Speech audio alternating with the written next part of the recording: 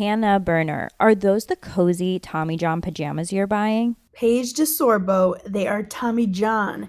And yes, I'm stocking up because they make the best holiday gifts. So generous. Well, I'm a generous girly, especially when it comes to me. So I'm grabbing the softest sleepwear, comfiest underwear, and best fitting loungewear. So nothing for your bestie. Of course, I'm getting my dad, Tommy John. Oh, and you, of course. It's giving holiday gifting made easy. Exactly. Cozy, comfy, everyone's happy. Gift everyone on your list, including yourself, with Tommy John and get 40% off site-wide right now at TommyJohn.com/comfort. Tut, ici Fab Flo, les bons plans. Vous le savez, ce podcast, avant d'être mon podcast que j'aime de tout mon cœur, c'est aussi mon entreprise qui me permet de gagner de l'argent. Et si vous aussi, vous voulez vous lancer dans l'entreprise et dans le commerce en ligne, j'ai un bon plan pour vous avec mon sponsor du moment, Shopify. Que votre entreprise vienne de naître ou est en plein essor, Shopify est le seul outil nécessaire pour se lancer, gérer et développer votre vente en ligne sans tracas. Shopify permet de vendre aussi bien des draps en satin dans votre vraie boutique avec pignon sur rue que de l'huile d'olive avec votre boutique en ligne. Je travaille sur Internet depuis des décennies et je sais à quel point c'est précieux de trouver des outils tout en un et c'est exactement ce que propose Shopify. Sans oublier leur assistance, toujours à votre dispo sur toutes les étapes vers votre succès ou encore les outils marketing que vous propose Shopify. Et je vous avais promis un bon plan, donc le voici. Vous pouvez vous lancer dès demain dans une période d'essai à 1 € par mois en allant sur shopify.fr/histoire sans S. Je vous répète, shopify.fr/histoire, HISTOIRE, et vous aurez droit à une période d'essai à 1 € par mois. Merci beaucoup à Shopify pour leur soutien à mes podcasts et vous permettre de continuer à écouter Histoire d'argent gratuitement. Alors on pourrait dire j'ai une double formation, j'ai fait une école de commerce et après une école d'art. Mais je crois que j'ai surtout fait la formation d'être enfant d'immigrés.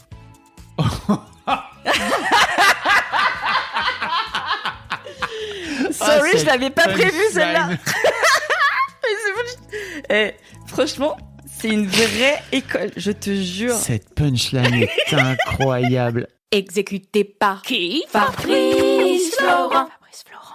Bonjour, bonsoir, bon après-midi à toutes et à tous et bienvenue dans ce nouvel épisode d'Histoire d'argent. Dans cette émission, un mardi sur deux et tous les vendredis, à partir de 6h du matin, on discute avec mes invités de leur rapport à l'argent.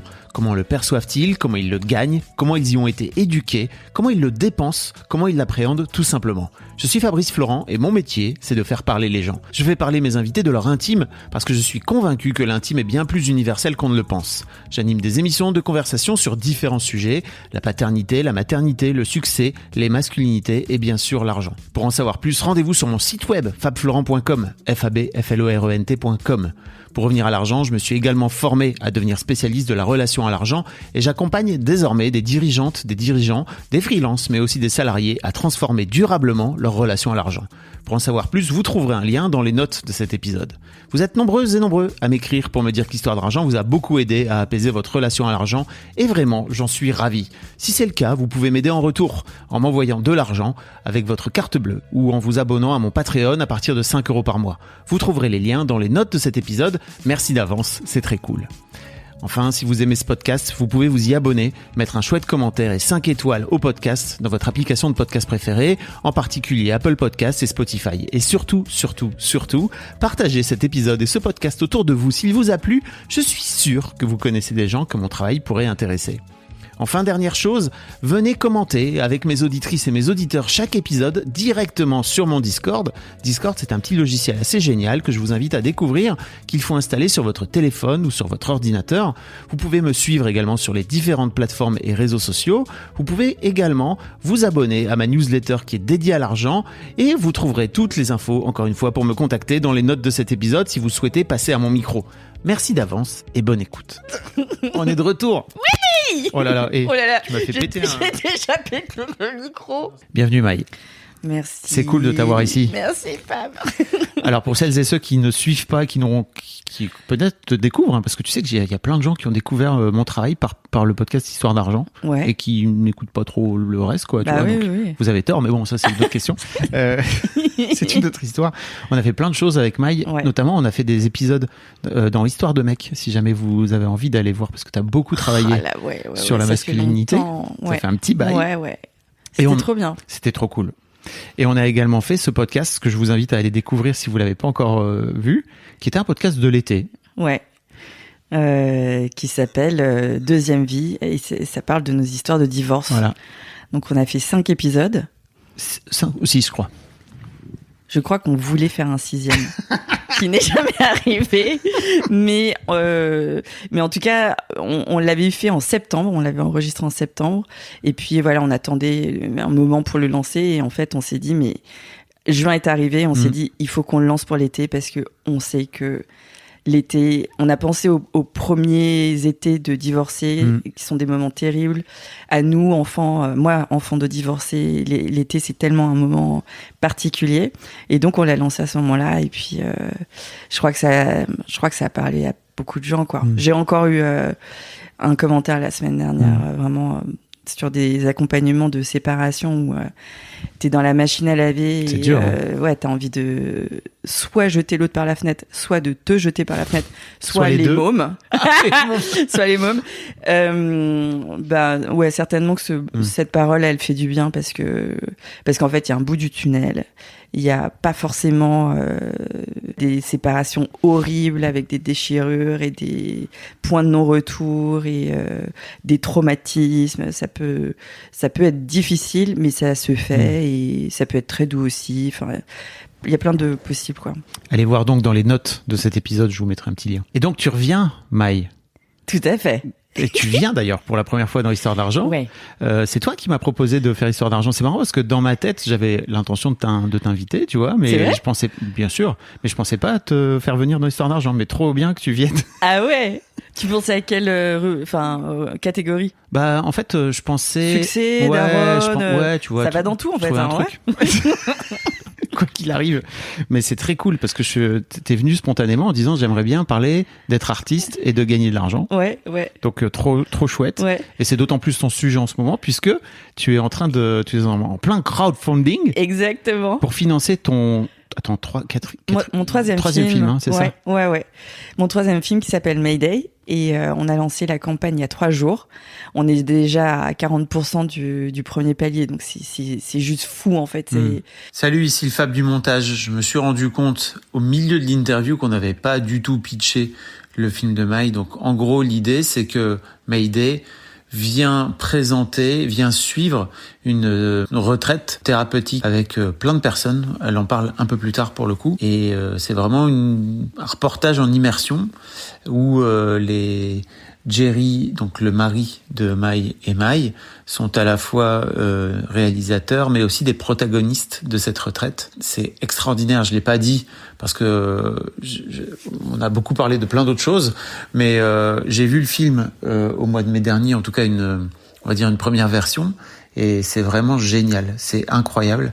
C'est un documentaire que je vous invite à aller réserver, à aller participer au crowdfunding. C'est une pépite qui gagne à être visionnée, qui gagne à être regardée. Quoi qu'il arrive, ça devrait vous faire bouger d'une manière ou d'une autre. Voilà, maintenant je laisse Maï continuer. C'est beaucoup d'amour, c'est beaucoup de messages. Et en fait, c'est hyper beau parce que la personne... Moi, j'écris tous les matins le nom des personnes qui ont donné. Et tu vois, il y a des personnes qui donnent 5 euros, 10 euros, 15 euros, 200 euros, 300 euros, qui m'appellent parce qu'ils veulent que leur entreprise puisse bénéficier d'une conférence et qui veulent mettre 1000 euros, 1500 euros. Et c'est fou, en fait. C'est l'enthousiasme, tout d'un coup, que tu provoques quand tu demandes de l'aide. C'est quand même dingue. Et moi, je le savais parce que j'ai déjà fait une campagne il y a 8 ans pour les rivières. Et c'était tellement d'amour, enfin c'était une fête incroyable. Donc je savais, en même temps j'étais évidemment angoissée parce que tu sais jamais, tu vois, quand tu présentes ce que ça va faire aux gens, si le cœur de ce que tu dis intéresse les gens, si ça va les toucher, si le propos est beau, s'il est juste, s'ils comprennent même, tu vois. Parce que quand t'es dans un travail artistique, t'es vraiment dans une complexité. Tu as plein de niveaux de lecture, tu manipules plein de symboliques, tu es vraiment dans un tissage permanent de plein de messages qui sont hyper complexes. Là, je suis avec plein de personnages. Enfin, c'est un documentaire, mais il y a vraiment beaucoup de gens dans le film. Donc, c'était vraiment un truc complexe. Et tout d'un coup, il faut aller vers l'autre et lui dire « Mon film, c'est ça !» Tu vois, en une phrase, 2 phrases, pour communiquer quelque chose et partager quelque chose. Et c'est un travail inverse, tu vois. Et là, dans ce travail inverse où tu rembobines, il faut que tu choisisses le bon fil. Tu vois, il faut que et je crois que là, on a vraiment capté à la fois ce qu'était le film, ce qu'il apportait aux gens, et donc ça touche en fait. Et c'est tellement, c'est très émouvant quoi. Donc voilà, en fait, je voulais te parler de ça et de plein d'autres choses parce qu'en fait, après tu m'as posé des questions à préparer pour venir, ouais. Et du coup, depuis une semaine, je suis comme une dingue sur les histoires d'argent. Je trouve ça passionnant comme sujet. Et puis, en fait, moi, je me rends compte que je suis un peu un poil à gratter, en fait. J'adore aller réfléchir sur des questions qui sont tabous ou qui ne sont pas dans l'espace public. Tu vois, quand j'ai lancé mon blog en 2011, j'ai parlé de l'intime, personne n'en parlait. Après, les rivières, j'ai parlé de lignée familiale, de lignée de femmes, de transgénérationnel, personne n'en parlait non plus. Et aujourd'hui, tellement de travaux là-dessus, et je trouve ça génial, tu vois. Là, on parle de retraite thérapeutique avec Mayday. Bon, pareil, en fait, tu vois, dans l'espace médiatique, les retraites, c'est uniquement traité sous le prisme de la dérive sectaire, évidemment, ou le gourou à minimum, tu vois, mais il n'y a pas d'imaginaire populaire positif. Ou même pas positif, parce que dans une retraite, il y a des choses bien qui se passent, il y a des choses moins bien qui se passent. C'est la vie. C'est vraiment ça. Mais c'est vraiment ça, tu vois. Ça chiale, t'as la morbonnée. C'est pas très reluisant. Il y a de la joie aussi. Il y a de la joie, il y a tout, en fait. Il y a la colère. Beaucoup de colère, surtout nous concernant. Il y a des émotions, quoi. Ah ouais, il y a plein d'émotions.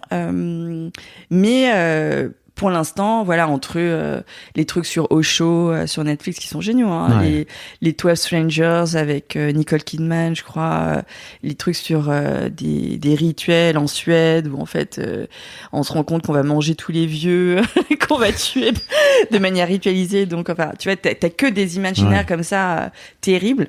Et en fait, les gens, ils ont une soif de comprendre qui ils sont, de faire un pas de côté, de se relier. Tout le monde a envie de ça en ce moment, quoi. Tu crois ? Donc, ouais. Non, enfin, en tout cas, en fait, c'est une vraie question. Peut-être que tout le monde n'a pas envie de ça, mais nous, on est là pour ceux qui ont envie. Et puis, ça suffit, en fait. Donc, certainement qu'avec ce film, on va pas parler à tout le monde. Et c'est pas grave du tout, en fait. Mais il y a des gens à qui on va parler et qui ne peuvent pas formuler ce que nous on arrive à formuler dans cette recherche, et c'est là où faire des films et puis pouvoir les diffuser, c'est un acte magique, donc ça c'est génial. Et c'est pour ça que t'es au très bon endroit dans l'histoire d'argent, parce que je crois que les gens qui écoutent d'une manière générale, ils ont aussi a priori ouvert cette boîte de Pandore qui est l'argent, parce que si t'as commencé à bosser un peu dessus, t'as vu quoi, ça vient ouvrir plein de choses, et ça vient ouvrir plein de choses qui n'ont strictement rien à voir avec l'argent. Bien sûr. Bien sûr. Avec les sous, bien sûr. Voilà quoi. De toute façon, l'argent c'est une fiction.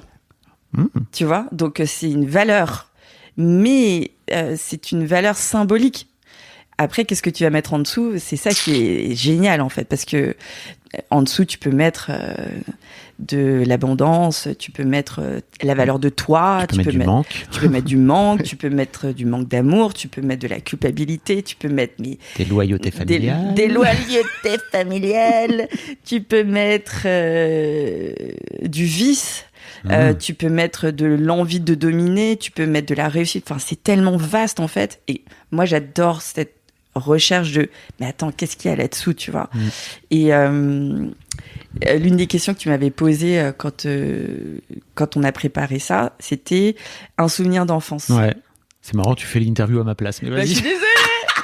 Veux-tu me poser la question ? Non, juste avant ça, j'allais parce que je vais l'oublier, mais tu viens de dire un truc incroyable, c'est que tu viens de dire qu'en fait il y a du vice derrière l'argent. En tout cas, tu peux mettre du vice. Tu peux. Et j'ai envie de poser un appel à témoins, parce que de temps en temps je le fais, tu vois. Si jamais ça vous parle que pour vous l'argent est du vice, j'ai eu quelques invités, mais j'en ai pas assez. Donc, si vous voulez venir me raconter en quoi pour vous l'argent est un vice, surtout en quoi pour vous, parce que pour l'instant, là, je reçois des mails de « Ok, mon mec, il est addict aux jeux en ligne, enfin, tu vois, etc., au casino en ligne, etc. » Ok, mais venez me raconter vous, s'il vous plaît, parce que la plupart des gens concernés ne veulent pas venir. Moi, c'est intéressant aussi d'avoir les autres personnes qui sont plutôt qui subissent ces histoires. Mais n'hésitez pas, voilà, que ce soit que vous y mettiez, je sais pas, du sexe, tous les trucs dont peut-être vous avez honte. Vous pouvez passer anonymement, c'est pas un problème. Bah ouais, c'est ça, c'est la beauté du podcast. Donc oui, tu m'as dit, alors tu sais, pour toi l'argent, qu'est-ce que ça évoque? C'est ça ma première question. Ah oui, alors pour moi tu m'as l'argent... dit c'est une fiction, c'est trop intéressant. Ah ouais? Bah tu viens de le dire. Ah oui, c'est vrai. Je viens totalement de le dire. Alors pour moi, c'est ça. L'argent pour moi, c'est une fiction. Et donc c'est comme je fais des films, ça m'intéresse. Ça m'a intéressé cette semaine en fait de réfléchir à c'est quoi l'histoire que tu te racontes avec quoi. Et en fait, je me suis rendu compte que je me suis raconté tellement d'histoires avec l'argent. Et alors franchement, j'ai connu tellement de comment on va dire, d'état. J'ai été ruinée, j'ai été hyper riche, j'ai été un peu pauvre, moyennement pauvre, hyper radine, hyper dépensière. Enfin, franchement, et donc ça, je pense que j'ai pas une. Et t'as la sensation d'avoir alterné dans ta vie. Plein de phases avec des relations à l'argent totalement différentes. Donc j'ai pas du tout une relation monolithique. Et donc ça me fait encore plus dire que c'est une fiction, tu vois, que c'est juste le résultat de un état d'être à ce moment-là, tu vois. Et donc quand t'es artiste, donc j'ai écouté Sandro avec l'artpreneuriat, c'est ça. Je vous mettrai un lien dans les notes parce que effectivement c'est un épisode que je t'ai envoyé pour te dire tiens, si tu veux voir un petit peu. C'est hyper intéressant. Et j'ai pas du tout cette vision-là. Et en fait, il y a un bouquin qui m'a beaucoup aidé dans cette relation à l'argent. C'est un bouquin en anglais, malheureusement, il a pas été traduit, qui s'appelle The Gift. The Gift en anglais, en français, ça veut dire à la fois le don et le cadeau. Et en fait, c'est comment comprendre la création dans un monde capitaliste. Et en fait, c'était hyper soignant pour moi parce que cet auteur expliquait qui s'appelle Hyde en plus, le nom de mon mari, mais c'est pas lui, il s'appelle Lewis. Et il explique qu'en fait, t'as des sociétés capitalistes, mais t'as aussi des sociétés qui ne sont pas capitalistes. Où, en fait, ce qui est au cœur des échanges n'est pas l'argent ou les biens, mais c'est le don. Et donc, le plus connu, c'est le potlatch. Donc, le prestige appartient à celui qui donne. Le potlatch ? Donc, en fait... Je ne sais pas. Ah oui. Alors, en fait, c'est un système où, en fait, les tribus se relient les unes aux autres par les cadeaux qu'elles se font. Ok. Et donc, celui qui a le prestige, c'est celui qui donne. C'est pas celui qui possède. Ça, c'est hyper intéressant, tu vois. Du coup, tu dis, ah bon, mais attends. Du coup, moi, ça m'avait fait exploser le cerveau parce que je me disais... Ah mais du coup, oui, c'est celui qui va faire les plus belles fêtes, c'est celui qui va inviter, c'est celui qui va faire à manger, c'est celui qui va recevoir. Donc bien sûr qu'il peut aussi y avoir de l'ego là-dedans puisque on parle de prestige, mais quand même ça instille une autre manière de vivre où tu te dis tiens, j'avais rencontré quelqu'un comme ça qui avait gagné une très grosse somme d'argent et qui s'est dit bon, c'est pas une somme qui me permet d'acheter ou de faire quoi que ce soit non plus. En fait, je vais créer un souvenir. J'ai invité mes meilleurs potes pendant une semaine et puis on va faire je sais plus quoi. Et effectivement, ils ont passé une semaine extraordinaire. Ils s'en souviendront toute leur vie. Et c'est ça que cet argent a créé, tu vois. C'est intéressant parce que donc tu vois ce que tu dis, c'est que il y a des gens que je reçois, tu vois, pour qui c'est vachement plus simple de donner, mais de ce fait, ils s'empêchent de recevoir. Alors ça, c'est un autre sujet que nous allons aborder, n'est-ce pas ? Puisque je fais ce crowdfunding, donc en fait, c'est un vrai travail. C'est un vrai travail d'apprendre à demander de l'aide et d'apprendre à recevoir. C'est un énorme travail. Et quand tu dis de l'aide, tu parles d'argent. Et je parle d'argent. Je parle d'aide financière. Oui. Et je dis, j'ai besoin de votre argent. Parce que tu sais, dans ce podcast, j'incite tous les gens à ne pas dire thune, moula, Ouais, ouais. machin, pour dire argent. Ouais, En ouais, fait, ouais, t'as raison. c'est ouais. important parce que quand tu dis demander de l'aide, ça veut dire ça veut dire que tu n'es pas en train de demander de l'argent. Ouais, t'as Donc, raison. tu viens de demander de l'argent. Ouais, c'est Mm. vrai. Je viens de demander de l'argent. C'est exactement ça. Mm. Et derrière ça, effectivement, il y a aussi des gens qui apportent de l'aide. Bien sûr. Mais Cet argent-là, tu la perçois toi comme une aide. Mais tu vois, c'est hyper important, je trouve. ouais, t'as raison d'être aligné. Voilà. de bien poser les mots. Ouais. Euh, Et de démystifier. démystifier. Et donc, si je reviens au gift, Oui, il pardon. disait, il y a quelque chose que tous les artistes partagent comme croyance, s'ils sont un petit peu évolués, c'est qu'ils ne savent pas d'où vient leur don. Personne ne peut te dire, Bob Dylan, personne ne peut te dire, je sais d'où viennent ces paroles, je sais d'où viennent ces mélodies. Tu vois, Oui, c'est sûr. c'est la base, quoi. Sauf si c'est quelqu'un qui est vraiment pas évolué et qui a un ego surdimensionné, qui est un peu infantile, tu vois, qui dit c'est moi qui l'ai fait. Bon. Donc voilà. Donc je sais pas si c'est divin, on s'en fout en fait. Mais la question c'est que ce qui est terrible, pour rebondir là-dessus, ce qui est terrible, c'est que souvent les gens qui ne savent pas d'où ça vient pensent que c'est naturel et que c'est normal et que tout le monde l'a aussi.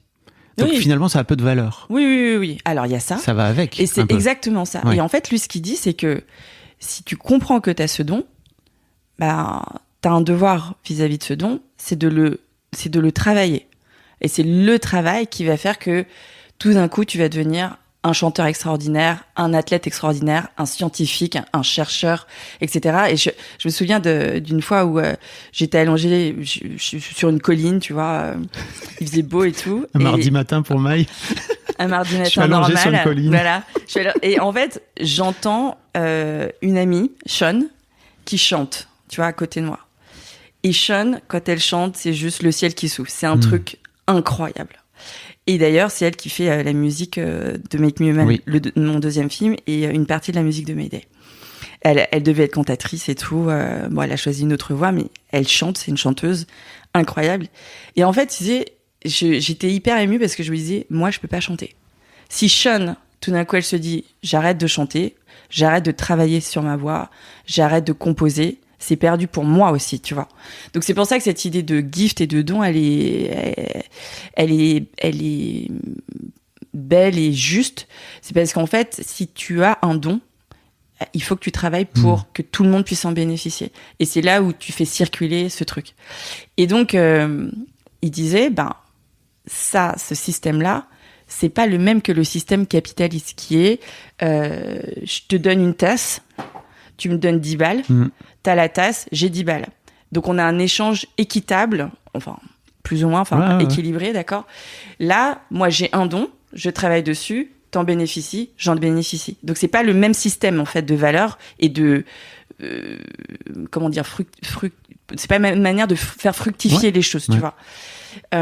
Plus ça circule, plus la valeur globale augmente et la valeur individuelle augmente aussi. Alors que pour la tasse, c'est la même chose, c'est juste que ça change de camp, tu vois. Et donc il disait, comment faire en fait pour les artistes ? Parce qu'en fait, le but de l'art ne peut pas être gagner d'argent. Ouais. Tu peux gagner de l'argent en tant qu'artiste. Oui. Je vais t'expliquer comment je fais. Et moi, ça m'a fait du bien parce que tout d'un coup, c'était mais c'est pour ça qu'en fait, les choses sont décorrélées dans ma vie. Entre l'argent que je gagne par les différentes missions que les entreprises me donnent et le blog qui me passionne, qui me développe, qui me connecte aux gens et qui me rapporte pas un rond. Parce que c'est pas les mêmes valeurs que je suis en train de créer. Ouais. Et donc, il disait, le problème, c'est que quand on arrive dans une société qui n'est pas fondée sur le don, mais sur le capital, comment faire pour un artiste ? Et donc, il disait, il y a 3 possibilités. Il y a le mécénat. Et en fait, pour moi, le crowdfunding, c'est ça. C'est demander un mécénat ou provoquer un mécénat qui est juste populaire. Donc, je le fais pas, je peux le faire, je peux demander aussi à des entreprises, etc. Parce que j'ai vraiment besoin de beaucoup d'argent. Mais j'aime cette idée que, en fait, ce soit un mécénat populaire, que les gens se disent, ce truc me parle, je ne peux pas le faire. Maï et Jerry, ils sont en position de pouvoir le faire. Je veux leur donner, si j'ai de l'argent, c'est pour que ça serve à ça. J'adore ça. Après, il y a gagner sa vie avec son art. Et donc, évidemment que quand t'es dans une logique capitaliste, tu te dis l'artiste qui réussit gagne sa vie de son art. Et en fait, pour moi, pas du tout. Pas du tout, du tout. Et puis le troisième, c'est un in-between, où t'es serveur et puis en même temps, tu chantes. Et où, du coup, il y a une décorrélation entre ton art et ta manière de gagner ta vie. Et moi, c'est de gagner demander de l'aide, de l'argent. Demander de l'aide, de l'argent. Où tu vois, en fait, ta pratique artistique, elle est totalement décorrélée. Donc moi, c'est ce que j'ai fait avec le blog et mes activités pécuniaires. Tu te développes d'un côté, tu gagnes de l'argent de l'autre, et l'un et l'autre ne sont pas liés. Donc du coup, tu n'as pas non plus besoin de, on va dire, je vais utiliser un énorme mot, de corrompre ton art pour qu'il soit commercial, pour que les gens puissent l'acheter. Parce que t'as quand même dans la voie numéro 3 un vrai souci d'intégrité, tu vois. Donc, moi, je navigue là-dedans. Ouais. Je navigue là-dedans. Si je puis me permettre, dans la voie numéro 3, tu as un souci d'intégrité. Alors, je comprends tout à fait l'idée de corrompre son art, mais faut faire aussi attention. Est-ce que ça ne vient pas, et je dis vraiment, c'est une question que je pose, je suis pas en train de dire que c'est forcément à tous les coups, est-ce que ça ne vient pas d'une projection que tu as très négative sur l'argent, et qui est forcément l'argent va salir mon art? Ah non, pas du tout. Ah non, je parle pour toi, mais je parle... Ah oui, bien sûr. Pour tous les gens qui nous écoutent, les artistes, etc., je sais que c'est souvent une question qui peut revenir, quoi. Bien sûr, il y a le côté... alors moi, j'adore l'argent. Merci de le dire. Donc je trouve pas ça, je trouve ça génial, je trouve que je peux bien manger, j'ai de la gratitude parce que je peux avoir un toit pour mes enfants, je peux les emmener en vacances de temps à autre. Donc génial, tu vois. Ça a toujours été le cas pour toi? T'as toujours aimé l'argent? Ouais, je pense. Tu sais, quand tu disais que t'avais des ups, des downs... Ouais, alors j'ai toujours aimé l'argent. Okay. You want to pay just $10 for your phone service at Boost Mobile? Just $10 for your phone service at Boost Mobile? Yeah, I totally do. Yeah, I totally do. This holiday, the best gift is for you. Pay just $10 a month for the first 2 months, then $25 a month forever with unlimited data, talk, and text. Offer valid at boostmobile.com. After your first 2 months, you'll pay $25 a month unless you go online or call to cancel. Requires autopay. Hannah Berner, are those the cozy Tommy John pajamas you're buying? Paige DeSorbo, they are Tommy John. And yes, I'm stocking up because they make the best holiday gifts. So generous. Well, I'm a generous girly, especially when it comes to me. So I'm grabbing the softest sleepwear, comfiest underwear, and best fitting loungewear. So nothing for your bestie. Of course, I'm getting my dad, Tommy John. Oh, and you, of course. It's giving holiday gifting made easy. Exactly. Cozy, comfy, everyone's happy. Gift everyone on your list, including yourself, with Tommy John and get 40% off site-wide right now at TommyJohn.com/comfort. Et je vais te raconter pourquoi après, et de quelle manière, mais juste après. Oui. Attends, j'étais en train de dire un truc. Oui, tu parlais de corrompre son art. Ah voilà. En fait, par exemple, quand je fais les rivières. Donc Les rivières, pour expliquer, c'est ton premier film que tu as mis 8 ans, 6 ans ouais, j'ai mis 5 ans à le faire. Qui parle de ta lignée de femmes. Bon. Je vous mettrai tous les liens, comme ça vous irez vous irez voir ce que Marie fait, si vous connaissez pas son travail. Avez le plaisir. Oui. Quand je fais ce film, tu vois, je dépose un dossier CNC. Je n'ai pas donc le CNC, c'est en fait l'organisme audiovisuel, l'institution phare en France qui permet aux réalisateurs de réaliser leurs films, de financer leurs films, voilà. Et moi, je décroche pas le CNC. Je l'ai jamais décroché. Même avec Mayday, là, Même avec Mayday, on a retesté, on l'a toujours pas eu. Pour moi, ma nécessité n'est pas liée au fait que je vais recevoir l'argent du CNC ou pas, tu vois. Évidemment que je vais continuer à le faire. Quand je suis en PLS avec toute ma famille qui peut plus me blairer parce que je suis en train de faire un film sur la famille et que tu vois, on est dans le dur. Ouais. Tu vois, c'est dur ce qu'on est en train de traverser. C'est pas parce que je vais gagner de l'argent plus tard que je continue cette quête. Ça ne peut pas être la motivation. Oui, mais après, t'as une motivation très spéciale. Voilà, bien sûr. D'utiliser ce film aussi comme ta thérapie. Bien sûr. Voilà. Il y a en fait une nécessité intérieure qui est tellement forte que de toute façon, je vais aller jusqu'au bout. Et pour m'aider, c'était pareil. C'était une autre urgence, c'était une autre nécessité, mais c'est pareil. Après, une fois que le film est fait, il faut le distribuer. Et là, moi, j'ai deux choix. Enfin, j'ai fait deux choix. Le premier, c'est de rester dans cette société. Parce que je pourrais très bien me dire, en fait, moi, je vais vivre avec le moins d'argent possible. C'est possible, hein. Je connais des gens qui ont fait ça. Je déménage aux Philippines. Je vis pour 3 francs 6 sous. Du coup, je suis digital nomade. Je fais mes films à l'autre bout de la terre. Je n'ai pas de dépenses. Tu vois, Bon, moi, c'est pas mon choix. Moi, je veux rester dans mes communautés, je veux rester à Paris. Donc, je dois accepter la société dans laquelle je vis et jouer avec les règles de cette société. Si à partir du moment où je mets ce film en distribution, là, pour moi, il n'y a aucune raison pour laquelle, par exemple, ce film devrait être gratuit. Moi, si tout d'un coup, je vends m'aider à un distributeur, là, je fais rentrer mon film dans un système d'exploitation, donc ça s'appelle comme ça, c'est une exploitation cinématographique, l'industrie cinématographique, etc. Là, dans ce cas-là, je ne vois pas pourquoi moi, je vais pas gagner d'argent avec ça. Tu vois, ça ne fait aucun sens. Par contre, tu vois, par exemple... Ça ne fait aucun sens pour toi. Pour moi, bien sûr, pour moi. Mais, et pour moi, c'est aussi très important que les gens achètent le film. Et il est très important, tu vois, quand Les Rivières, je l'ai mis à 12 € l'achat. C'est hyper cher. Netflix, c'est 3 € ou 5 € par mois et t'as 400 films. Tu vois, donc mais c'est pas la même démarche. Mais évidemment que non. C'est parce que c'est pas du tout la même démarche et que moi, ça me pose aucun problème d'être totalement hors des clous parce que de toute façon, c'est mes règles.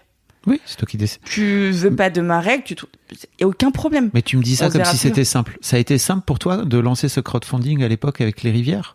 Et ça a été simple pour toi de fixer ce prix? Non, parce que... Eh ben oui. C'est vrai? Ouais. Aussi simple? Aussi simple. Ok. Et en fait... T'étais dans ce truc de j'aime l'argent? Ouais. Ok. Mais je pense que en fait, il y avait un truc de... je vais être au bon endroit entre pas du tout être dans un truc sacrificiel, être vraiment dans le kiff. Et moi, à chaque fois que quelqu'un achète mon film, je suis trop heureuse. Et en même temps, d'être au service des gens. Et donc, je vais pas le mettre à 200 balles, le film.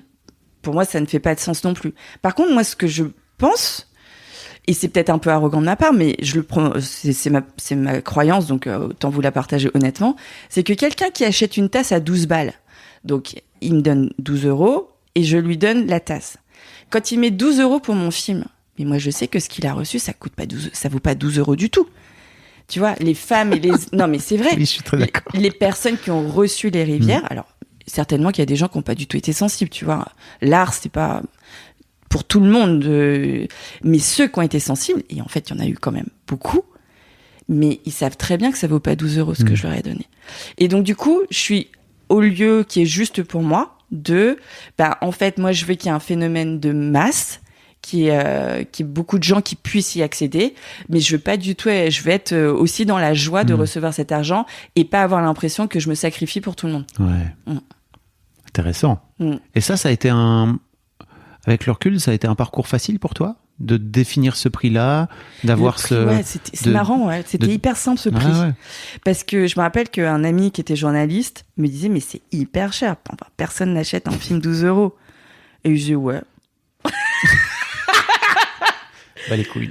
Il n'y aura personne. Vraiment, ça me posait... Ça te faisait pas peur qu'il y ait moins de monde? Il y avait un truc très aligné pour toi alors à ce moment-là? C'était hyper aligné. Okay. Et alors, en revanche, ce qui est vrai, c'est que j'avais pas du tout prévu qu'il y ait autant de monde qui s'intéresse aux rivières. Donc, moi, je disais juste, voilà, c'est le prix qui est bon pour moi. Et puis, maintenant, vous faites ce que vous en voulez, tu vois. Après, les gens qui achetaient et qui ne louaient pas, je leur envoyais en plus un livre blanc que j'avais écrit. Parce que t'as un système de loc, c'est ça, t'as un système de location et t'as un système de... Il y a location, achat et tu peux offrir aussi. Et en fait, les gens, ils ont beaucoup offert Les Rivières. Parce qu'en fait... Tiens, maman. On regardera ensemble à Noël. Allô, maman. Allô, les cousins. Il y a eu beaucoup ça. Et en fait, comme c'était aligné pour moi, du coup, à chaque fois que je recevais cet argent, j'avais vachement de gratitude. Du coup, j'ai envoyé ce cadeau du livre que j'avais écrit avec tout un mot, tout un poème, etc. Parce que, du coup, tout est dans le don. C'est exactement ça. C'est que, voilà, j'ai donné ça, voilà. Mais c'est pas dans un système de, je mérite cet argent, j'ai bien travaillé pour, donc je mérite cet argent. C'était vraiment plus, maintenant, il faut que je passe à la nouvelle phase de ma vie. Et en fait, il faut que je reçoive de l'argent pour financer mon choix qui est de rester dans cette société. Et donc, moi, il y a toujours un décalage, une décorrélation entre la valeur de ce que je fais, pour moi, et l'argent que je reçois. Ok. Dans Donc, quel sens? C'est-à-dire que quand je fais le blog, pour moi, c'est une valeur immense. Mais vraiment immense. Mais ça me rapporte pas d'argent. Après, quand je signe avec un client et que je lui signe une mission, donc moi je suis color designer, donc je crée des couleurs. J'ai un plaisir fou à travailler. Bon, C'est pas pour rire, c'est vraiment le vrai métier de Maï. C'est Elle vraiment... design des couleurs. Donc c'est mon vrai métier. Je reviens juste de l'atelier là. C'est pas de l'art que je fais. C'est un métier créatif. On me donne un brief, je sers une mission, je sers une vision, je travaille avec une équipe marketing. Mais je vais à l'atelier rempli de joie parce que à la fin, bon, évidemment, j'aurais passé un super moment, j'aurais créé des couleurs. Enfin, c'est quand même génial, tu vois. Bon, c'est fou en fait quand y penses. Mais ce qui me motive, c'est l'argent que je vais recevoir de cette mission, parce que ça va me permettre d'habiller mes enfants, encore une fois, d'acheter à manger et de financer mon activité sur le blog. Donc en fait, le fait de décorréler m'a permis de faire ce que je voulais exactement et de faire les recherches que je voulais et d'être aussi libre que je voulais sur le blog, puisqu'il n'y avait pas ce truc-là. Et si j'avais dû faire un projet, et au départ c'était ça, c'était un projet où je voulais avoir de la publicité et des posts sponsorisés, mais en fait ça m'obligeait à faire des choses que j'avais pas très envie de faire. Et je lui disais, mais... Ça vaut pas la peine. Non. Faut chercher son truc, quoi. Ouais, exactement. Mais est-ce que tu viens d'une formation artistique? Parce qu'on n'en a jamais trop parlé. Ah ouais, j'ai la double formation. Okay. En fait, j'ai une formation. Donc, alors, on pourrait dire j'ai une double formation. J'ai fait une école de commerce et après une école d'art. Mais je crois que j'ai surtout fait la formation d'être enfant d'immigrés.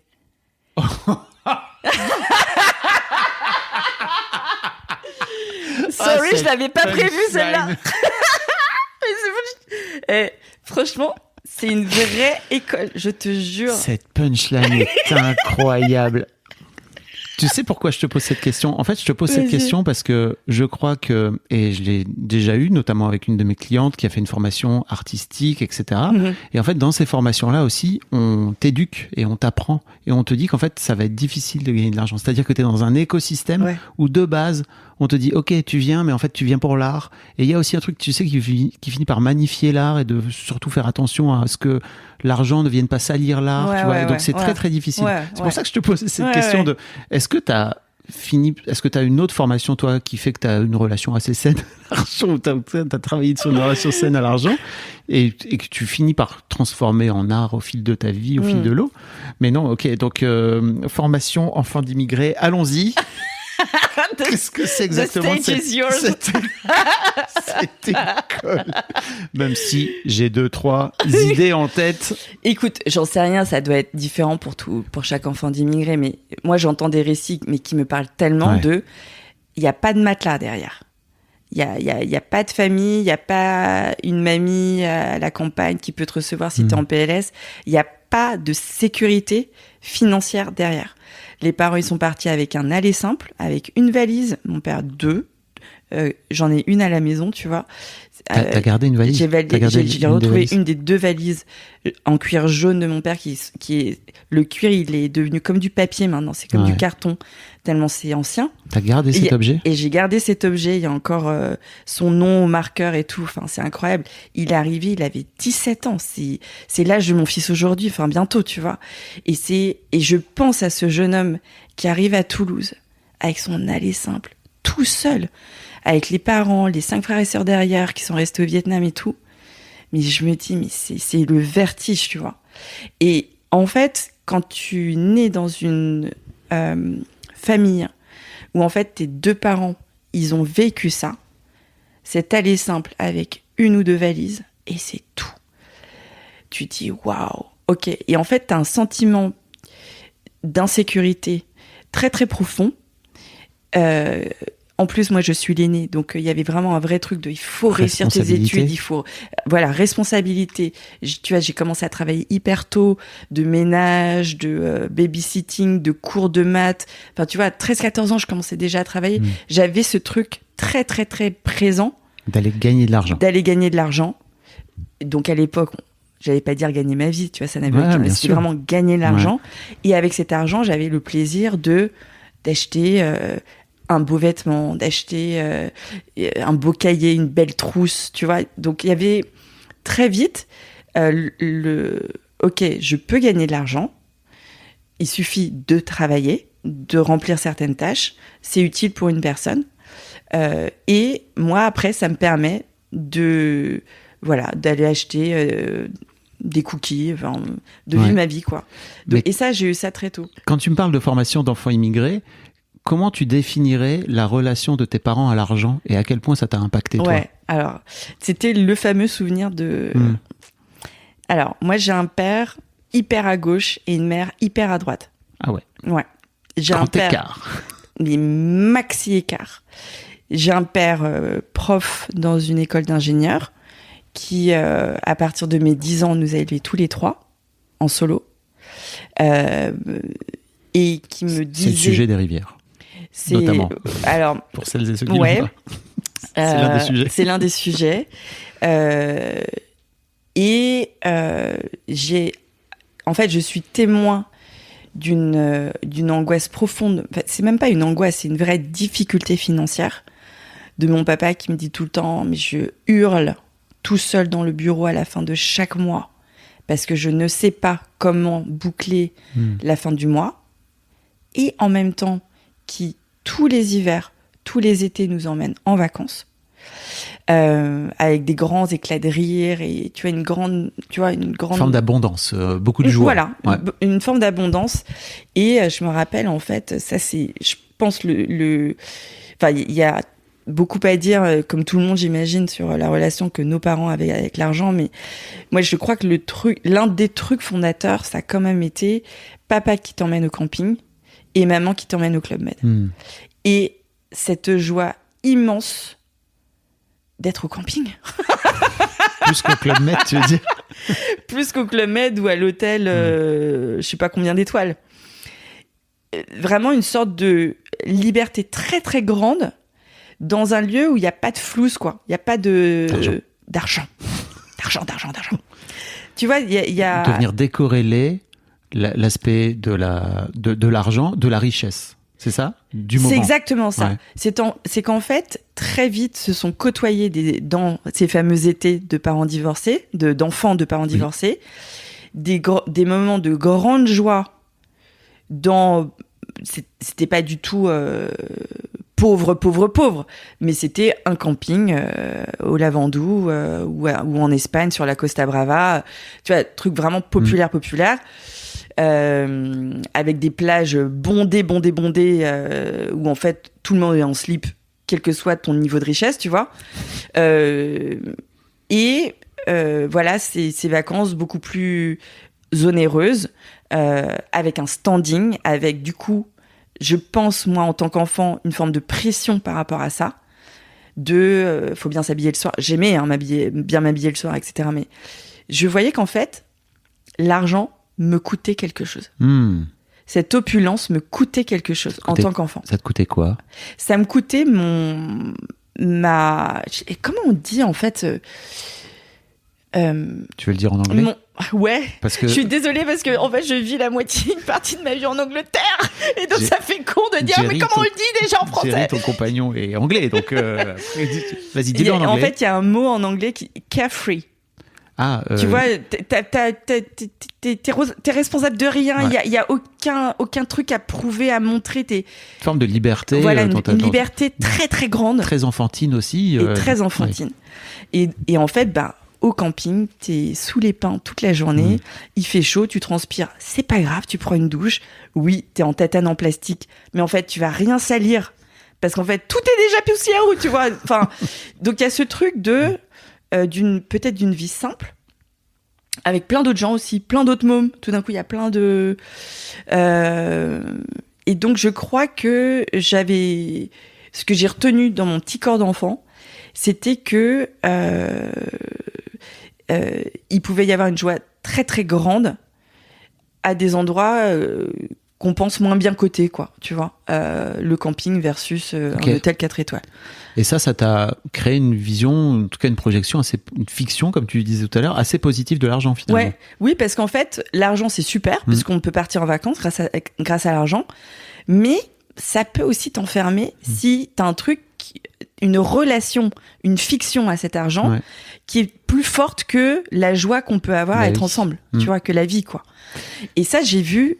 Ça, du coup, je l'ai compris très très vite. Et c'est pas du tout que l'argent est sale ou mauvais ou je sais pas quoi, mais que il peut représenter quelque chose qui est pas si bien, quoi. Oui. Voilà. Ça peut t'enfermer. Ça peut t'enfermer. Si tu décides. Ouais. Ok. Ouais. Tu disais tout à l'heure que tu avais des hauts, des bas, des moments où tu as été très très radine, des moments où tu as été beaucoup plus généreuse, etc. Ouais. Est-ce que tu pourrais me raconter un petit peu? Je me demandais à quoi c'était lié avec le recul.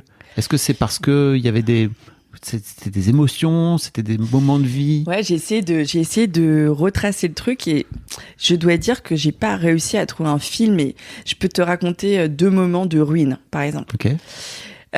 Bon, ça va te faire rire, mais bon, non. Why not partager ça, quoi. En fait, attends, il faut aussi quand même que je protège certaines personnes. Oui. Tu peux changer leur prénom si tu veux, ou... Bon, grosso modo, j'ai reçu une carte bleue qui n'était pas la carte bleue que je pensais, qui était la carte bleue d'un autre compte. Ok. Et donc moi, en fait, je ne fais pas mes comptes à ce moment-là dans ma vie. Quand j'étais adolescente, je faisais mes comptes au sou près, au centime près. J'avais une énorme satisfaction de matheuse que j'étais à l'époque, tu vois, que ça retombe rond entre, ok, j'ai compté la baguette, j'ai compté le bonbon, j'ai compté la fraise tagada, j'ai compté le ticket de métro, donc ça me fait... Contrôle, quoi. Contrôle, 11,43 €, j'avais 20 €, donc ça fait 8 €, etc. Je regarde, j'ai bien 8 €, etc. J'ai bien fait mes comptes, donc j'avais beaucoup de satisfaction à compter mes sous. Ça te rassurait aussi? Ça me rassurait, j'avais un sentiment de contrôle et donc de sécurité, voire de puissance. À mon avis, c'est un module de ta formation d'enfant immigré. Ouais, ça c'est très très clairement lié même, tu vois. Et après, il y a eu un moment où j'ai pas du tout compté. Ok. Ce qui est un peu problématique aussi, enfin un peu infantile, jusqu'à ce que j'arrive à cette situation où la banque m'appelle en me disant: vous avez un découvert de... Je suis plus, moi. Je vais te dire des bêtises, donc disons 4 millions d'euros, tu vois. Et je dis, mais c'est pas possible. Je m'étais trompée de carte. Donc j'ai en fait dépensé avec une carte.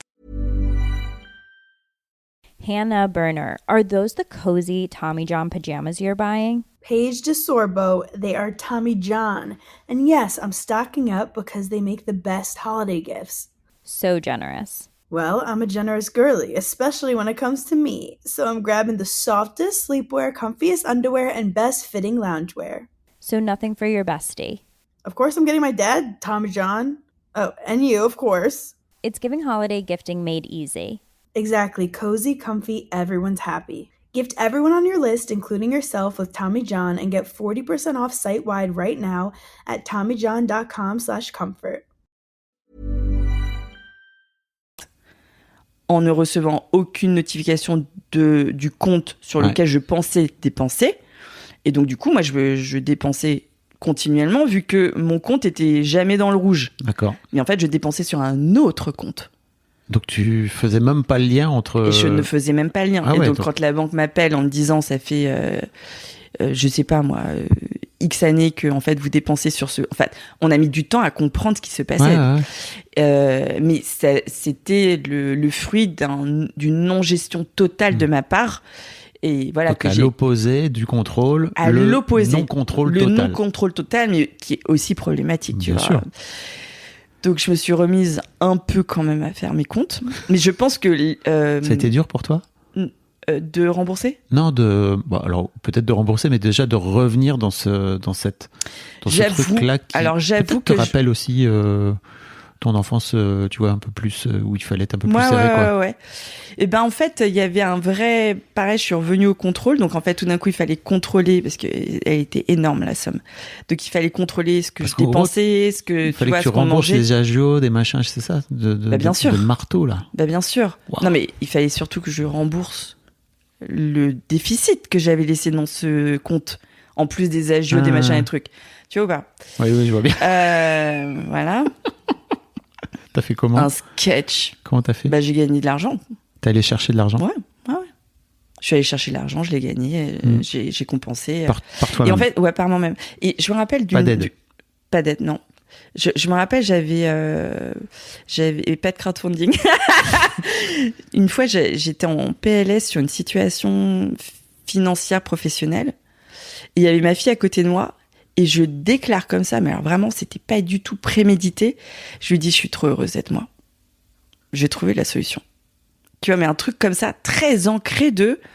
Tu vois, t'as la transpiration et les gouttes froides et un truc en même temps qui vient derrière en disant non mais attends, moi étant moi, je vais trouver la situation, Ouais. je vais trouver une solution quoi. Incroyable. Et ma fille, elle avait les yeux ronds, en disant, c'est fou de dire un truc comme ça. Je fais ouais, j'ai 45 ans quoi. Tu vois, il y a du, mais il y avait un truc comme ça de on va trouver on va trouver. Chouette modèle pour ta fille, si je puis me permettre, Bah, en passant. Oui, Voilà. oui. Oui. Oui. Bah, Après- une mère exceptionnelle. Voilà, forcément, ça fera une fille exceptionnelle. Un minimum.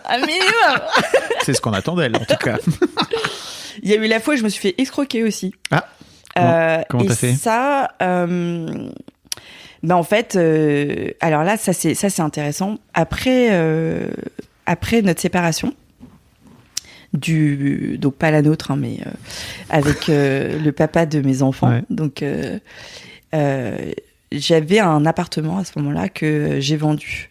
Et il restait une petite somme qui était mon bénéfice et que je sais pas comment te dire, je ne supportais pas d'avoir cette somme. Et c'était vraiment de la culpabilité pure et dure, tu vois.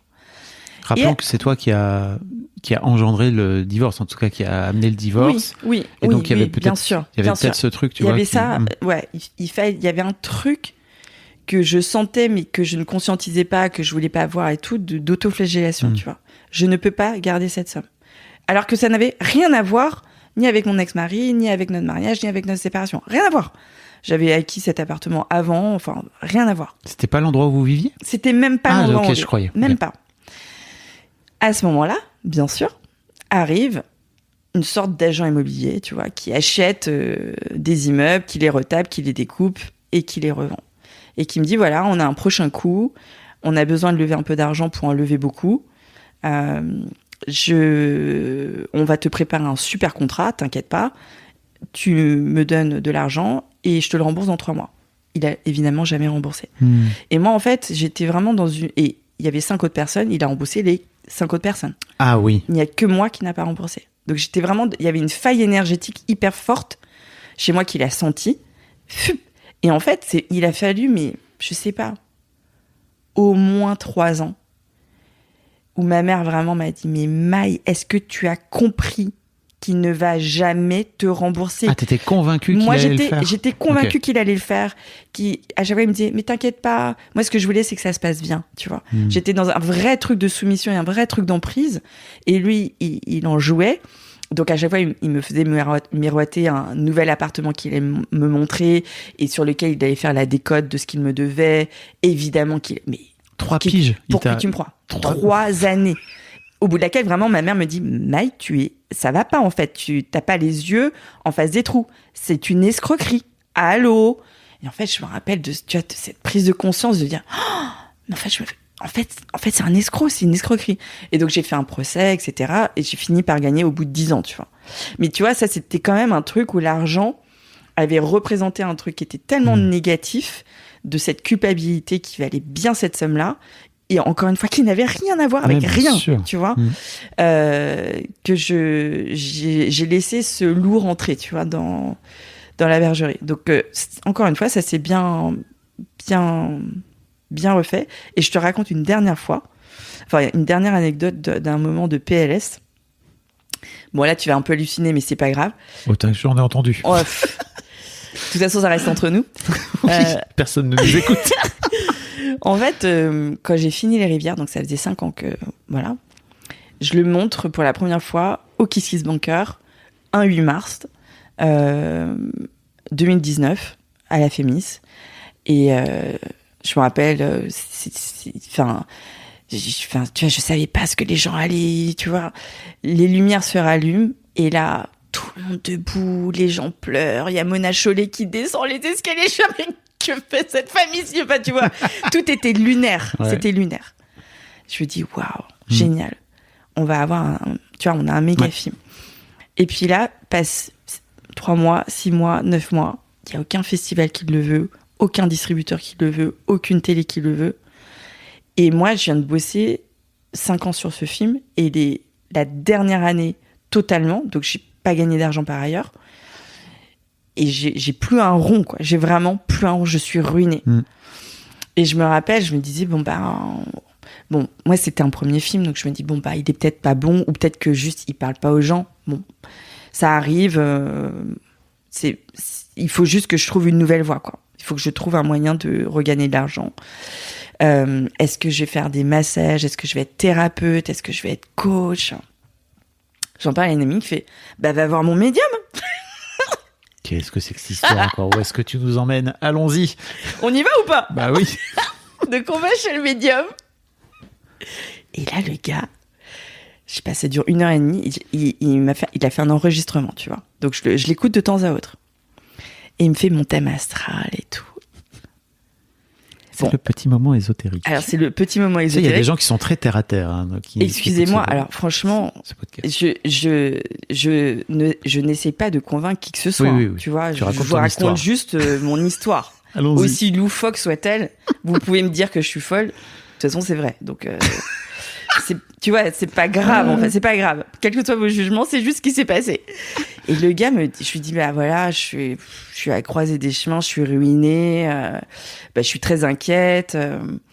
Est-ce que, voilà, j'ai besoin, je pense, d'une guidance pour savoir si, voilà, est-ce que je dois être thérapeute? Enfin, je lui pose la question vraiment comme ça. Je suis perdue, je suis chez vous, quoi. Je suis perdue, je vais voir un médium. Donc, et il me dit, mais pas du tout. Mais attendez, vous êtes inspirée. Vous, tout le monde n'est pas inspiré. Vous êtes inspirée, madame. Et puis, il y a un truc avec les femmes, là, mais c'est hyper fort. Ah non, mais pas du tout. Il faut continuer. Je sais pas ce que vous faites, mais. Donc, je lui raconte un petit peu. Il fait, ah bah oui, d'accord. Mais non, mais votre film, c'est. Non, mais là, moi, je pense que vraiment, déjà, il me dit, vous n'avez pas de problème avec l'argent. Ça a toujours rentré, ça sort, ça rentre, ça sort, ça rentre. Il n'y a jamais eu de problème avec l'argent. Enfin, un problème essentiel, existentiel. Il peut y avoir des problèmes, voilà, mais il n'y a pas de problème existentiel avec l'argent. Ça va revenir. Il me dit, franchement, janvier, février, ça va revenir. Vous inquiétez pas, on était en septembre. Je suis bon, ok. Il me dit, non, mais vraiment, vous parlez à beaucoup de monde et ce que vous êtes en train de faire, il y a beaucoup, moi, je vois beaucoup de grâce. Je pense que, il me fait, mais vous êtes ruiné. Bah, bien sûr que vous êtes ruiné. Vous êtes ruiné parce que si vous n'étiez pas ruiné, vous continueriez comme avant. Là, vous devez changer de vie. Vous avez quel âge? Alors, je lui fais, j'ai 42 ans. Ah bah ouais, 42 ans. 7 x 8, bah oui, Donc c'est pas 7 x 8, mais 7 x 6. Mais tu vois ce que je veux dire? Ouais. Donc, il m'embarque dans une histoire, mais qui faisait un peu sens quand même, tu vois. Et donc, je sors de là, je dis, ok, de toute façon, je suis ruinée. De toute façon, donc je commence à chercher des trucs, mais je continue Les Rivières, du coup. Tu vois, je me dis, de toute façon, il y a des Kiss Kiss Bankers qui l'ont pas vu, qui n'ont pas pu venir à la projection. Je vais au moins le mettre sur un site internet. Tu vois, donc je prépare un site internet. 2 semaines avant le lancement, où personne ne m'attendait de toute façon, mon frère me dit, t'as compris que tu lançais ton film? T'as pas d'affiche? Je dis, non, mais... non, mais mec, t'as pas compris. T'es en train de lancer ton premier film. Fais une affiche. Donc là, je trouve Lucille Gomez que j'avais rencontrée sur une BD, qui me fait une affiche. Je lance le truc, mais vraiment, je fais Enter. Tu vois, sur Vimeo, je fais Enter en fermant les yeux parce que on verra bien, quoi, tu vois. Et j'avais pas du tout vu la vague venir. Et la vague qui est arrivée en janvier, en février, incroyable. On lance une tournée dans toute la France. Nanana. Bon, déjà, la vague d'argent, elle est vraiment arrivée en janvier-février, comme il l'avait dit. Et puis après, mars 2020. Petit Covid, petit lockdown. Adieu la tournée. Tu vois, je me dis, mais ce film, il est quand même un peu maudit, quoi, tu vois. Et en fait, pas du tout. Parce qu'en fait, les gens, ils avaient besoin de voir des choses. Ils avaient besoin d'échanger sur des choses. Les podcasteurs ont regardé les rivières. Ils ont été émus. Donc, en fait, ça s'est partagé de dingue. Enfin, c'était incroyable. Incroyable. Donc, voilà, ma dernière histoire. Un peu olé, on va le dire. Olé, quoi, quand même. Mais bon, t'as cette croyance que de toute façon, tu peux faire de l'argent, quoi. Ouais. Ok. Pour revenir à ton crowdfunding, donc je crois même pas qu'on l'a dit, mais en gros, ma idée, c'est vraiment un film sur un groupe thérapeutique que vous suivez pendant toute la séance, enfin la session, quoi. Voilà, alors c'est plus qu'une session, en fait, c'est une retraite thérapeutique. C'est une retraite, pardon. Oui, c'est le bon terme. Et donc, c'est quand même 12 personnes pendant 14 jours. Donc 14 jours en retraite. Je sais que tu as fait des retraites. Oui. Jamais plus de 6. Jamais plus de 6. Souvent, et tu vois que 6 déjà. Au 5e, je pétais un câble. Tu tires la langue. J'avais envie de tuer tout le monde. Bah ouais. Mais bien sûr, c'est là que l'épiphanie arrive. Oui. Les gens qui ont fait des retraites, enfin, quand tu le regardes de l'extérieur, c'est un truc de gens un peu fous, nanana. Tous les gens qui ont fait des retraites savent à quel point c'est dur, à quel point c'est challengeant. Et quand tu leur dis 14 jours, il faut... Et effectivement, ce qu'on a fait, c'est un peu... parce que c'est vraiment intensité to the max. et du coup, c'est pas du tout un truc sur... comment il s'appelle ? Tu sais, les bains glacés, là... Wim Hof. Ah oui, Wim Hof, oui. Tu vois, c'est pas du tout un truc sur le dépassement de soi et la figure héroïque des gens qui montent l'Himalaya, par exemple. C'est vraiment un truc de vulnérabilité, en fait. C'est vraiment comment cette retraite permet à des gens qui viennent pour des raisons totalement différentes. Vraiment, il y a des gens qui sont juste curieux, qui veulent voir. Il y a des gens qui ont des grands traumatismes, qui veulent se réparer. Il y a des gens qui ont perdu la mémoire. Ils savent juste qu'ils ont un peu perdu la mémoire et qu'ils dorment plus. Donc ils ont envie de faire face à ça. Ils savent très bien que ça va être terrible. Tout le monde sait à l'avance que ça va être terrible, ce qu'ils vont trouver. Mais ils veulent y aller quand même. Donc t'as vraiment une palette de gens... voilà. Après, t'as des gens riches, des gens pauvres, des gens blancs, des gens racisés, des hommes, des femmes, des personnes queer... Enfin, j'ai vraiment voulu. Donc ça, c'était mon désir de réalisatrice par rapport à Jerry qui est thérapeute et qui accueille juste les gens qui lui viennent. S'occupe du pour le coup. Et Jerry, lui, donc qui est mon compagnon et co-réalisateur, il est thérapeute depuis 30 ans et il fait des retraites depuis 25 ans. Donc il a une expérience incroyable. Et moi, mon engagement de citoyenne en fait d'humaine, c'est Jerry. Je ne vois pas pourquoi 1 heure de son temps devrait s'adresser à une personne. Avec l'expérience qu'il a. Et je peux vous dire, c'est un thérapeute incroyable. Avec l'expérience qu'il a, il faut que ce soit partagé avec le plus grand nombre.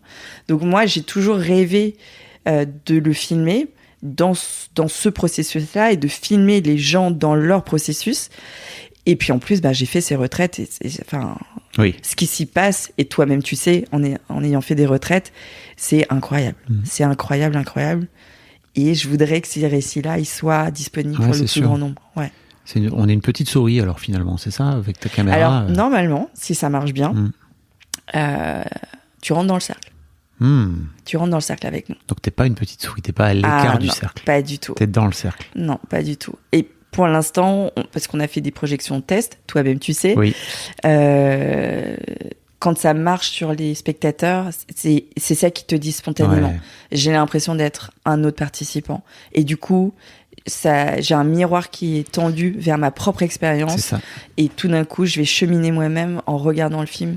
C'est incroyable. C'est un peu ce qui se passe finalement aussi avec les podcasts. C'est-à-dire que quand on est en train de partager de l'intime, forcément, il y a les invités, on fait miroir, nous, à travers ce que vous êtes en train d'écouter, vous, en tant qu'auditeur. Je regarde mon enregistreur comme si vous étiez là, mais pas du tout. Et c'est vrai que pour avoir fait pas mal de thérapies de groupe, etc., c'est vrai que les autres sont sont un miroir incroyable où Bien une sûr. personne va venir dire un truc qui à un moment donné la concerne elle et toi ça va te revenir en Bien pleine sûr. gueule sans aucun Non, mais les résonances. sans prévenir. Sans prévenir. aucun- Alors, en fait, t'as les deux. C'est-à-dire que je trouve que t'as et les résonances de oh, mais en fait, elle a dit exactement ce que je ressens, mais j'ai pas eu le temps de le dire ou j'ai pas les mots, mais du coup, j'ai plus besoin de le dire. Ouais. Elle l'a fait à ma place, elle a fait le taf à ma place.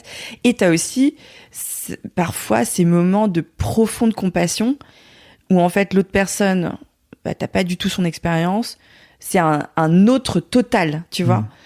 Et t'as le cœur gonflé pour cette personne, tu vois, t'es là, mais waouh, enfin, et tu vois, j'en ai des frissons là parce que je pense à certains moments de ces cercles et de ces retraites où vraiment tout le monde, tu vois, plonge avec la personne. Et le cercle, par rapport à ce qu'on fait en thérapie individuelle, où on est vraiment en one-to-one, c'est vraiment un lieu magique où déjà t'as une société égalitaire. Même si t'es un thérapeute, t'as des helpers, moi je suis helper aussi, donc je suis aidante.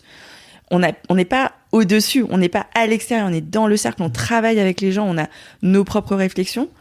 Donc tout le monde a le même niveau d'importance, tout le monde est important, tout le monde est précieux. Et le fait de te déclarer, en fait, de dire qui tu es devant des gens, mais ça c'est magique. Et si en plus t'es entendu, ah non, mais ça c'est fou. Ça c'est fou. Et il y a que les cercles qui vous permettent ça. Et je pense que c'est un autre travail d'humanité, c'est une autre recherche, tu vois, d'humain. Et c'est pareil, là je parle de ceux qui parlent, mais en fait quand t'es dans un cercle de parole, tu parles une fois, t'écoutes 20 fois. Oui. Donc en fait c'est surtout un cercle d'écoute. Et en fait dans les cercles d'écoute, mais quand tu commences à écouter et où tout d'un coup le fait de prendre le micro justement, d'être important disparaît totalement. Ah, mais alors là, tu reçois un truc incroyable. C'est vraiment incroyable.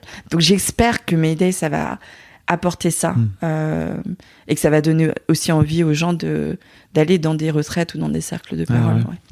En tout cas, merci beaucoup, Maï. Merci. Merci aussi. J'espère qu'il y a plein d'artistes qui nous écoutent et qui vont t'écouter, qui vont peut-être prendre des notes, réécouter l'épisode. Tu vas penser, putain, c'est trop intéressant ce qu'elle dit, parce que j'ai vraiment l'impression que c'est très important en tant qu'artiste de venir dire à quel point tu as une relation saine à l'argent et que bon, ça veut pas dire que ça n'a pas été fluctuant, tu vois. Ah non, mais de toute façon, la vie, quoi. Comme tu dis, t'aimes l'argent et que tu mets l'argent à disposition de ton art, en fait. Et c'est chouette. Oui. Oui, en fait, je crois que c'est ça le paradigme, c'est que nous, on gagne de l'argent pour pouvoir faire de l'art. Je fais pas de l'art pour pouvoir gagner de l'argent. Après, encore une fois, je suis dans une société qui a ses règles. Si je rentre dans un système d'exploitation, il n'y a pas de raison que j'ai pas ma part. Allez. Mais ça, c'est un autre truc. Oui, bien sûr. Voilà. Je mettrai tous les liens pour aller découvrir également si vous voulez contribuer à Mayday. Mais oui, contribuer à Mayday. On a encore 33 jours. Attends, oui, non, par rapport à c'est jusqu'à... Aïe. C'est jusqu'à la mi-novembre. Ok. Bon, bah merci beaucoup en tout cas. Merci, Fab. Salut. Ciao. Hannah Berner, are those the cozy Tommy John pajamas you're buying? Paige DeSorbo, they are Tommy John. And yes, I'm stocking up because they make the best holiday gifts. So generous. Well, I'm a generous girly, especially when it comes to me. So I'm grabbing the softest sleepwear, comfiest underwear, and best fitting loungewear. So nothing for your bestie. Of course, I'm getting my dad, Tommy John. Oh, and you, of course. It's giving holiday gifting made easy. Exactly. Cozy, comfy, everyone's happy. Gift everyone on your list, including yourself, with Tommy John and get 40% off site-wide right now at TommyJohn.com/comfort.